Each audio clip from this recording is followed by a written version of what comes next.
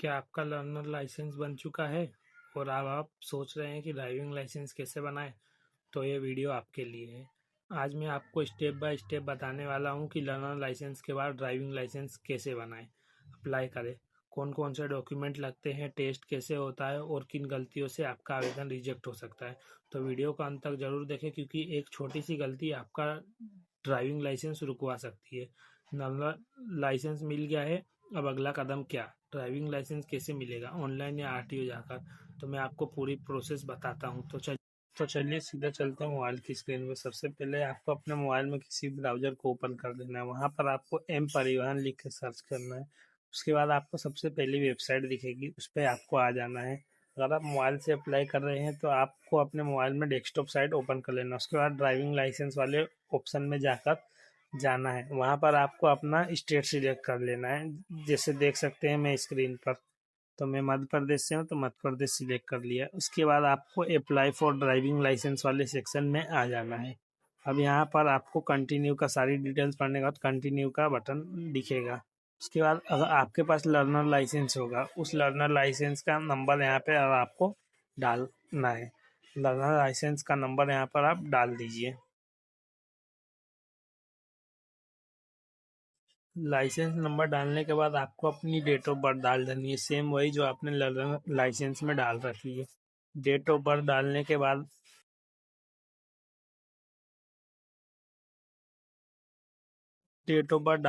आपको यहाँ पर कैप्चा फिल कर देना है।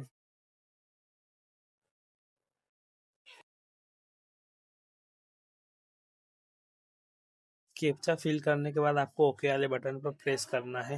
उसके बाद आपको आपका mobile number, registered mobile number की लास्ट 3 डिजिट दिख जाएगी। उसके बाद फिर से आपको अपना मोबाइल नंबर कैप्चा वापस से फिल करना है। उसके बाद जनरेट ओटीपी वाले ऑप्शन पर क्लिक कर देना है। आपके रजिस्टर्ड मोबाइल नंबर पर एक ओटीपी आएगा, उस ओटीपी को आपको वहाँ पर डाल देना है। अब आपको यहाँ पर ओटीपी डाल देना है। ओटीपी डालने के बाद आपको यहाँ पर फिर से कैप्चा कोड वापस से एंटर करना है।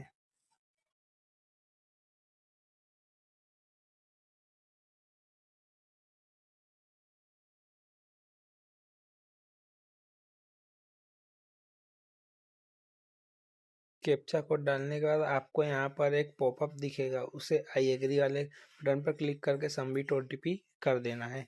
उसके बाद आपके पास कुछ इस तरीके का इंटरफेस आ जाएगा। आपको यहाँ पर आपने लर्नर लाइसेंस बनाते समय जो जो व्हीकल का सिलेक्ट की चुनाव किया था, वो सारी चीज़ें आपको यहाँ पर दिख जाएगी। उसके बाद आपको आपकी सारी डिटेल्स दिख जाएगी जो आपने लर्नर लाइसेंस बनाते समय यहाँ पर दे रखी थी। आप अपनी सारी डिटेल्स एक बार ज़रूर ध्यान से देख लें। इसके बाद आपको आपने जो गाड़ियाँ सिलेक्ट की थी जिसके लिए आप लाइसेंस बनवाना चाहते हैं, वो आपको यहाँ पर दिख जाएगी। उन्हें आपको सिलेक्ट करके ये जो नीचे एरो टाइप में बटन दिख रहे हैं, उनसे यहाँ पर लेकर आ जाना है। इसके बाद आपको फिर से यहाँ पर कैप्चा कोड डाल कर सबमिट कर देना है।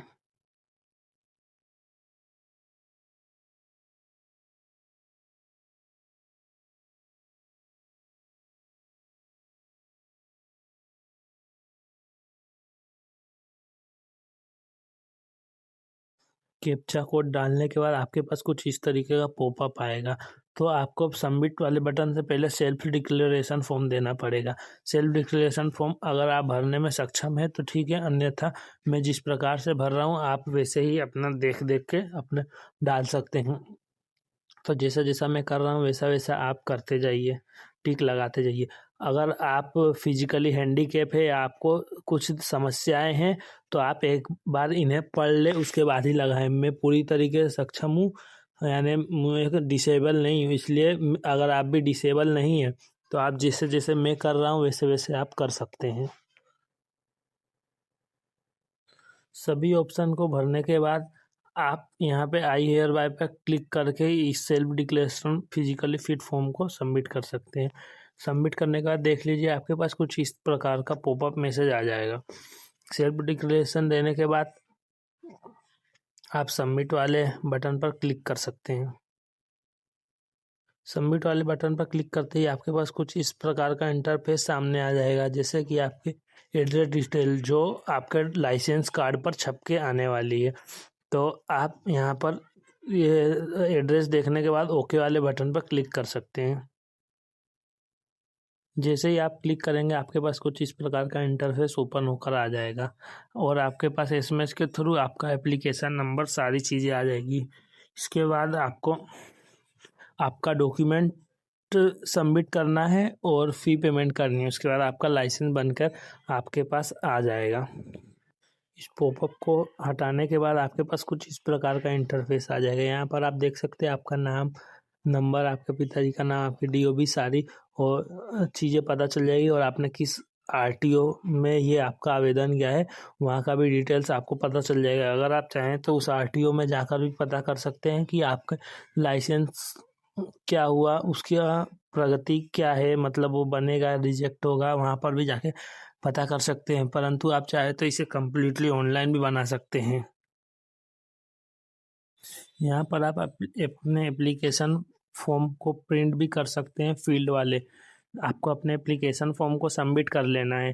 अगर इसके बाद आप चाहें तो आप अपना प्रोसेस ऑफलाइन भी कर सकते हैं। अगर आप ऑनलाइन सक्षम नहीं है तो आप ऑफलाइन भी कंप्लीट प्रोसेस को अपने आरटीओ ऑफिस में ले जाके इस फॉर्म को जमा कर सकते हैं। उसके बाद भी आपका लाइसेंस बन जाएगा। परंतु अगर आप चाहते हैं कि ऑनलाइन बने तो आप इसको पहले सेव कर लीजिए, बाकी की प्रोसेस मैं भी बताता हूँ।